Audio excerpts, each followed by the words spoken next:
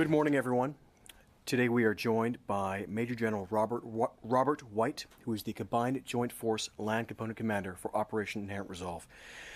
General White joins us from Baghdad. He's currently the ground commander of coalition forces involved in Operation Inherent Resolve for Iraq. So I know many of you have questions about what's going on in Syria, but please keep in mind that his focus is military operations in Iraq.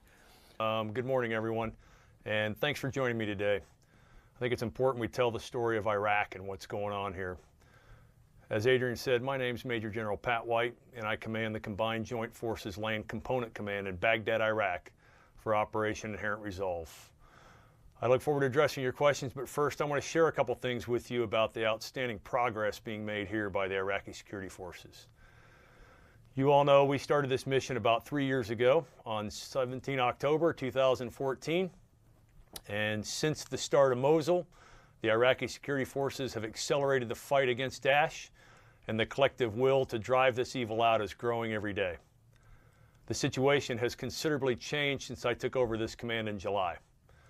After Mosul, Iraqi security forces worked tirelessly to set conditions for successive offensive operations to rid this country of Daesh's ruthless and tyrannical ideologies.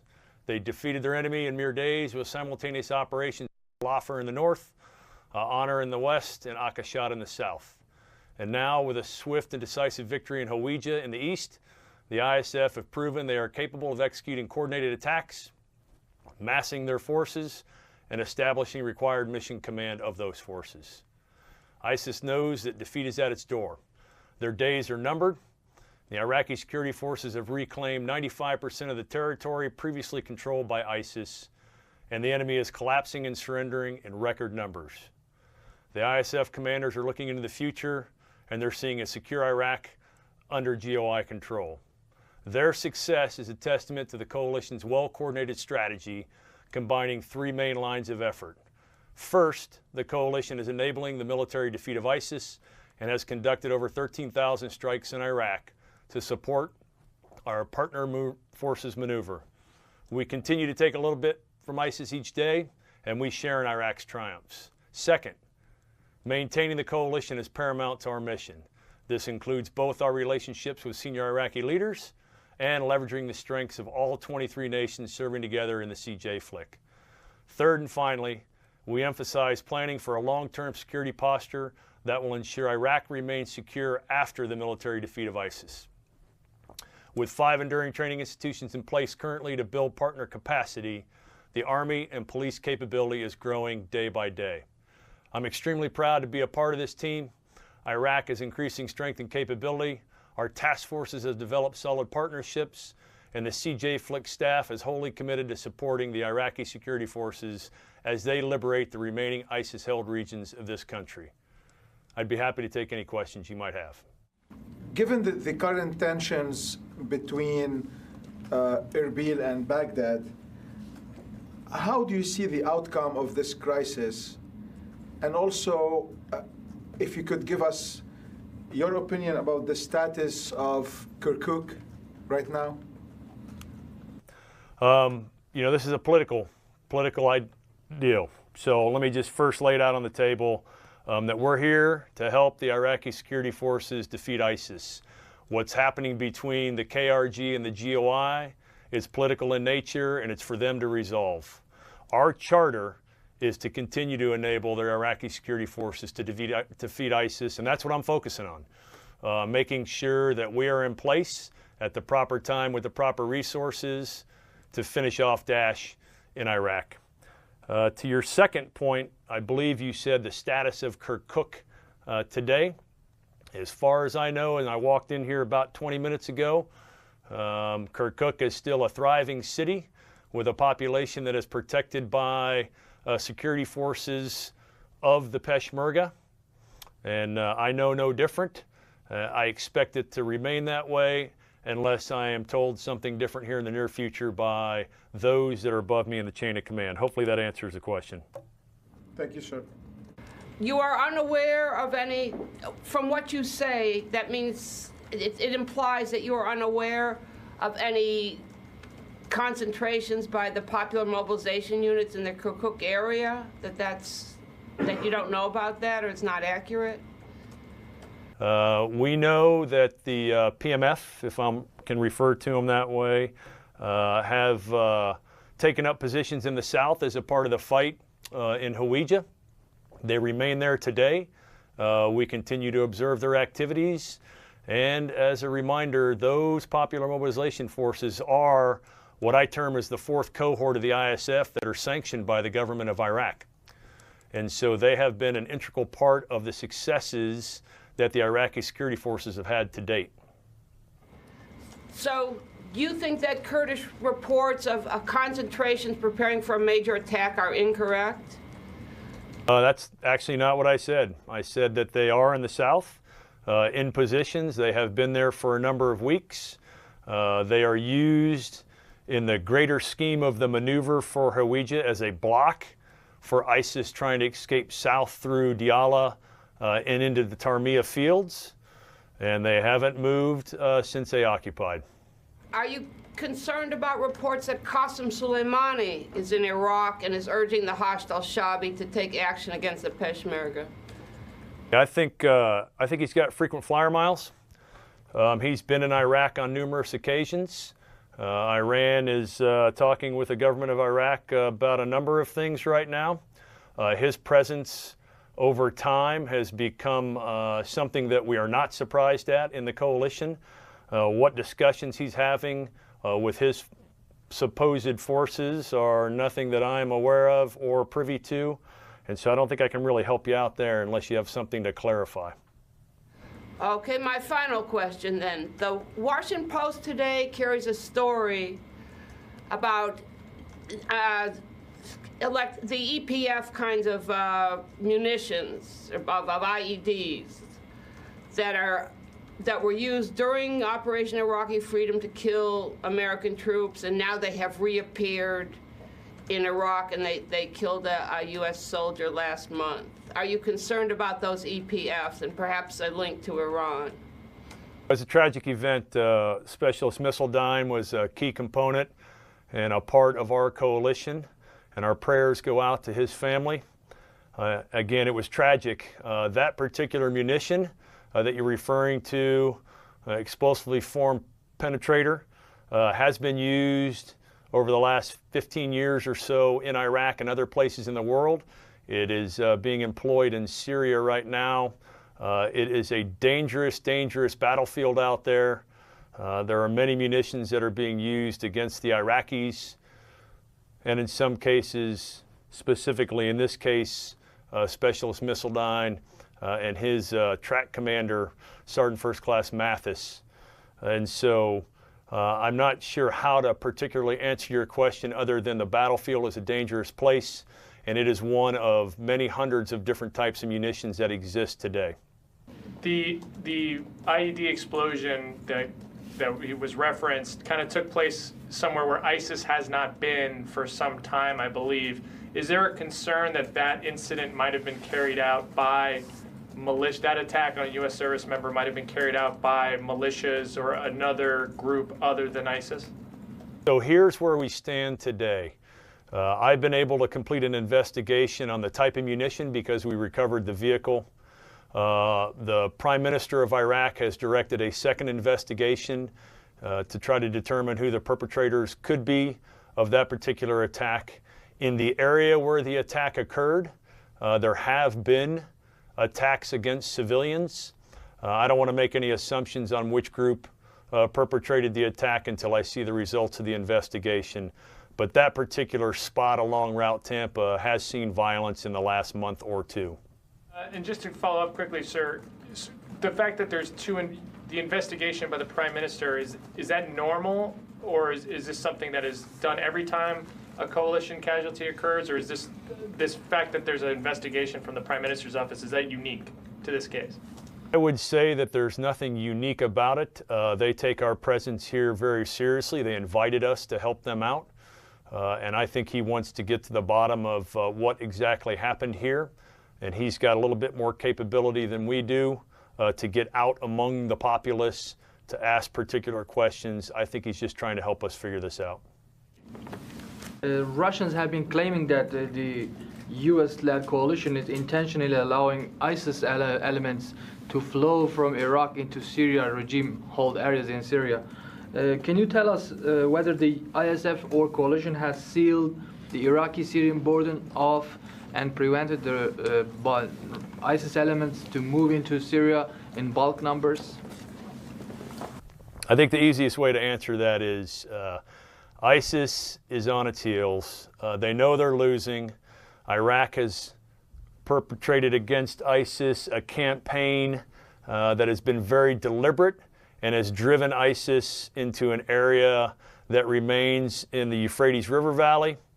I'm sure there are ISIS members crossing back and forth between Syria, but there is no intention by the Iraqi government to drive Daesh into Syria. Their intent is to kill them or capture them. Thank you. To your knowledge, is security assistance still flowing between Baghdad and Erbil? Are plans to outfit Peshmerga brigades still proceeding? Yeah, I'll tell you, to my knowledge, to be quite honest with you, the relationship between Baghdad and Erbil is not an area that I delve into.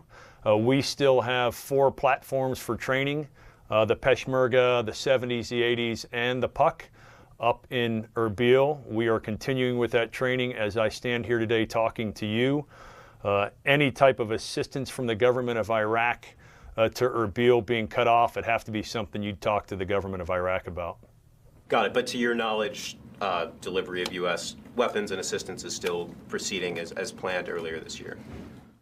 I can't answer that. I'm not sure what exactly the plan was and whether it is proceeding through. You know, as the great reporter that you are, that the government of Iraq has imposed some restrictions on the government in Erbil.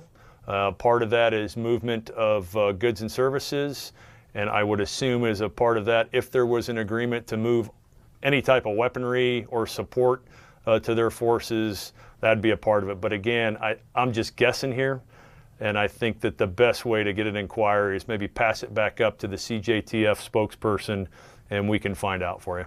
Thank you. You mentioned 2 investigations. Can you describe the results of your investigation into the EFP attack? Whether you confirmed that it was an EFP, and if so, whether there's any forensic evidence that links it to other particular EFP attacks, anything that ties it to other events? Yeah, no real ties to other events, and again, more technical in nature for our investigation. It was recovery of Specialist Missildine and Sergeant First Class Mathis. The vehicle itself that was struck, it was a classic ambush spot along Route Tampa, a turn in the road, a dip in the road causing a vehicle to slow down based on the fact that we know it was a steel penetrator for an EFP. The way the angle was, could have been targeting a different type of vehicle just based on where it entered. And that's about as far as it goes for evidence and our ability to do anything other than understand the munition and the environment along Tampa. And I know that's a really, really, really soft answer for you, but that's about where we are with our investigation. If I could have a quick follow-up. You said steel penetrator, so it was not a copper penetrator. And then also, are you aware of any ISIS, any use of EFPs by ISIS in Iraq? Yeah, it was steel. I'd have to get a better answer for you on where other steel penetrators have been used. We do have some evidence cross-border, but numbers and times and dates, I owe you an answer on that. Kurdistan Security Council had tweeted yesterday and said that they are receiving dangerous messages that the Iraqi forces, including the PMF, are preparing a major attack in southwest Kirkuk and North Mosul. And those are where the PMF are, and you had just answered that you were aware that they're in those locations, especially the South Kirkuk one. So my question for you is, have you seen any movement of those forces? Does it look like there's an attack imminent to you? And have you heard the Iraqi forces saying that they are sending these messages to the Kurdish government? Yeah, I've actually got absolutely zero proof that anybody at the senior level of the Iraqi security force apparatus has sent any threatening messages to the government in Erbil or their partners in this fight against ISIS, the Kurdish Regional Security Council. As a natural conclusion to the operation in Hawija attacking west to east, the plan all along has been to mass Iraqi security forces as close as possible to the PESH and the PUK, depending upon where you are along the KDL, to close the distance and deny Daesh freedom of maneuver, and the fact that there would be berming operations after to close that space. And so what we're seeing today is no surprise. It is a part of the consolidation plan. And again, I'm not aware of any direct threats between the government of Iraq, the security force apparatus, and the government in Erbil or their security forces.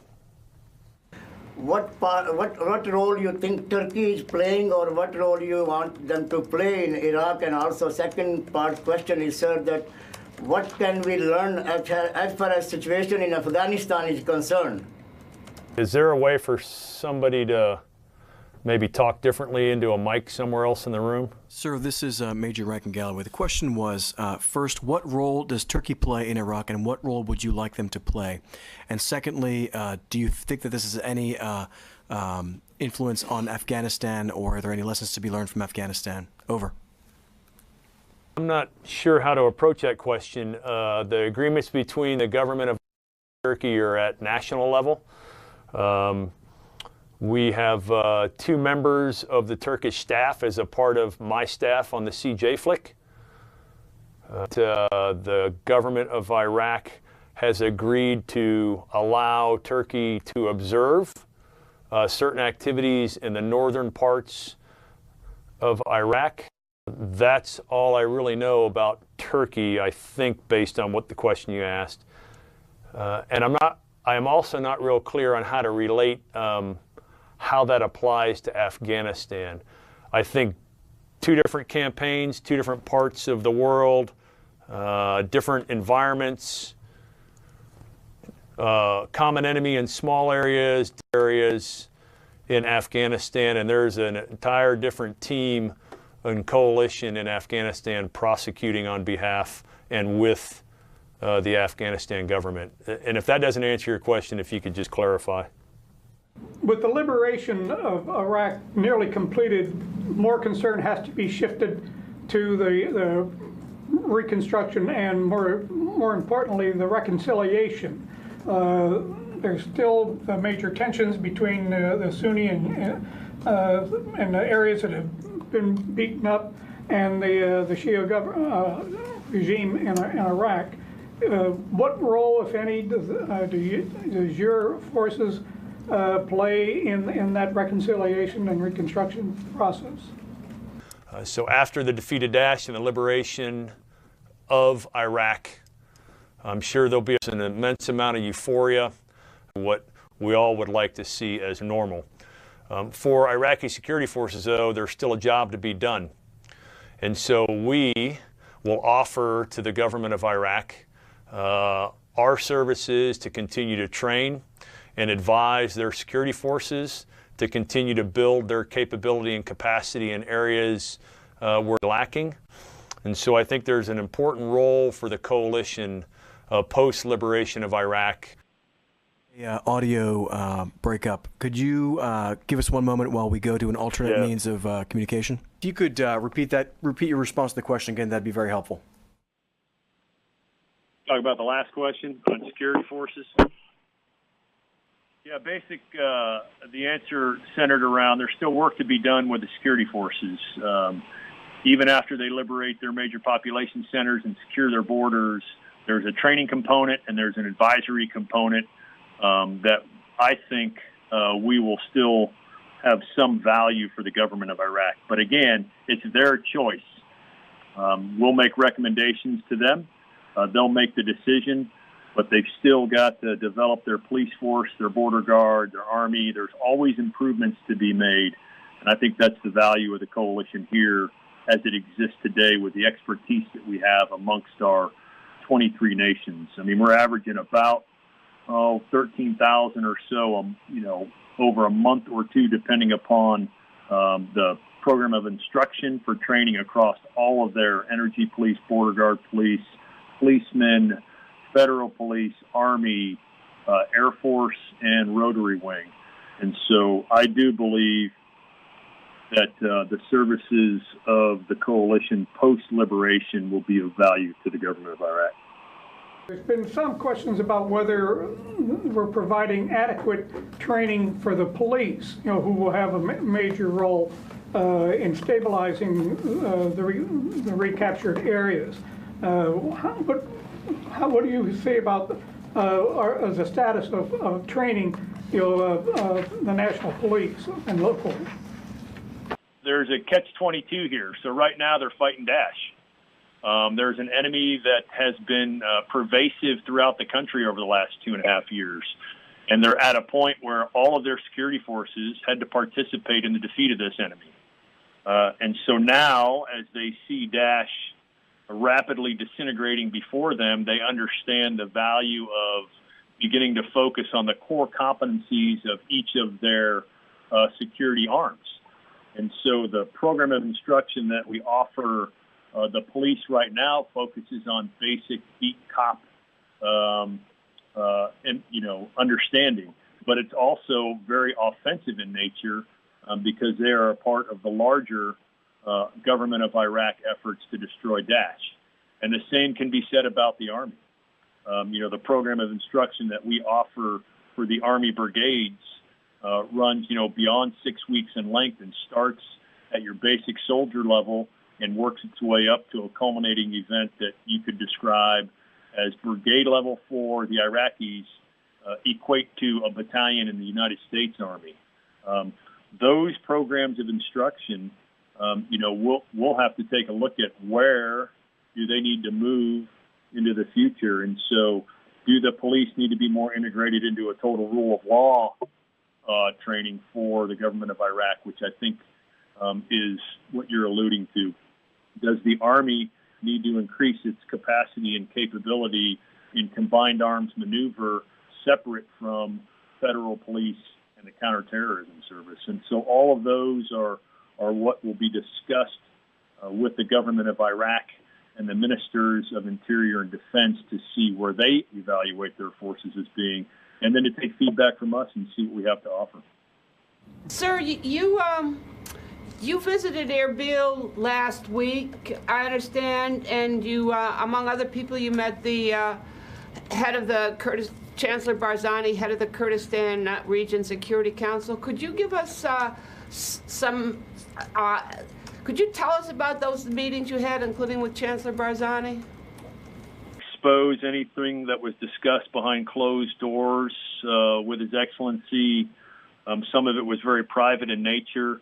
But in general, because he is the senior representative for their security forces and is responsible for issuing orders to all of their arms, he was concerned that the coalition would stop providing support to his forces in the form of training.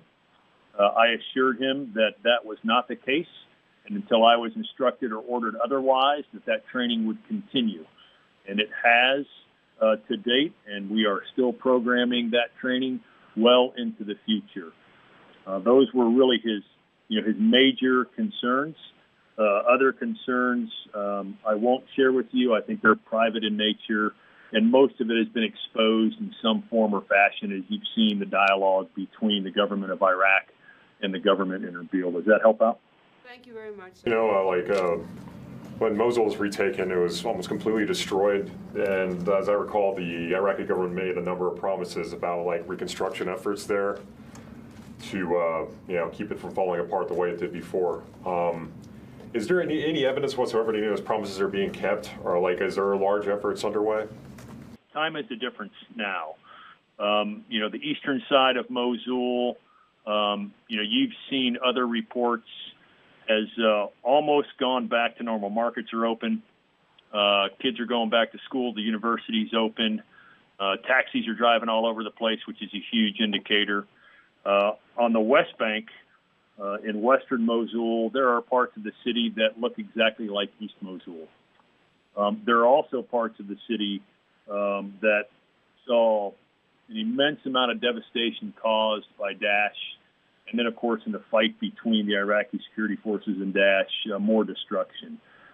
We do help with the international agencies that are there to assist in the reconstruction of West Mosul and East Mosul. I would term us best as a coordinating factor and a security coordinator, so that they can move around freely within the cities to both assess and then plan what was most critical in what you've described kind of as a way to get West Mosul back to some form of normalcy. It'll take years. I think you've seen some of the quotes on dollar values. I'm a sociology major. I wouldn't be able to tell you anything about how much money it would take.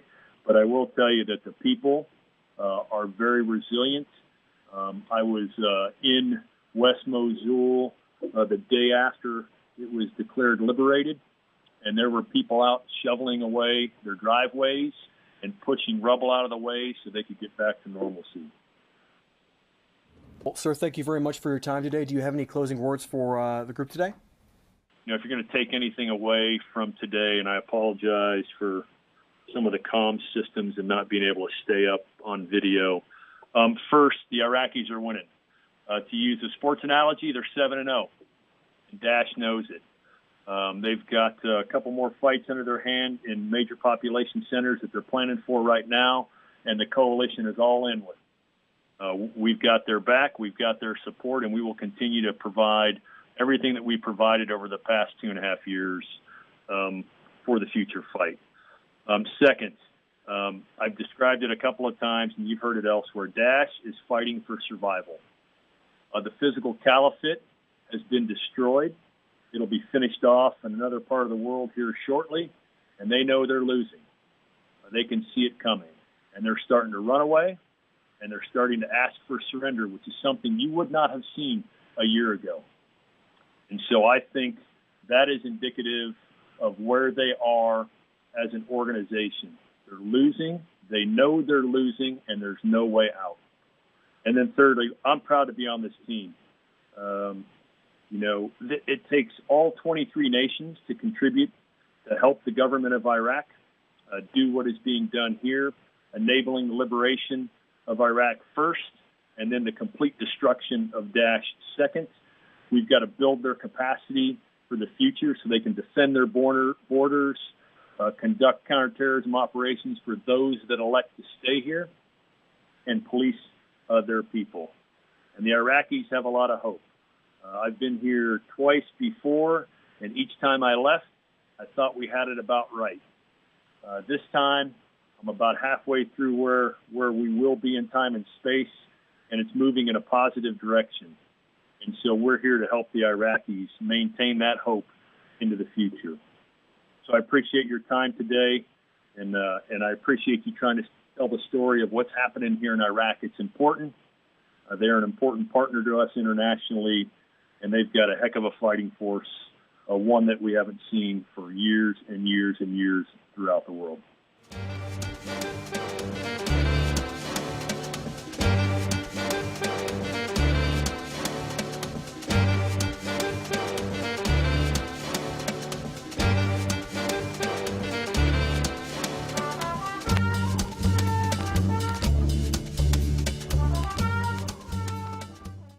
Sir, thank you very much. Ladies and gentlemen, thank you, and have a great day.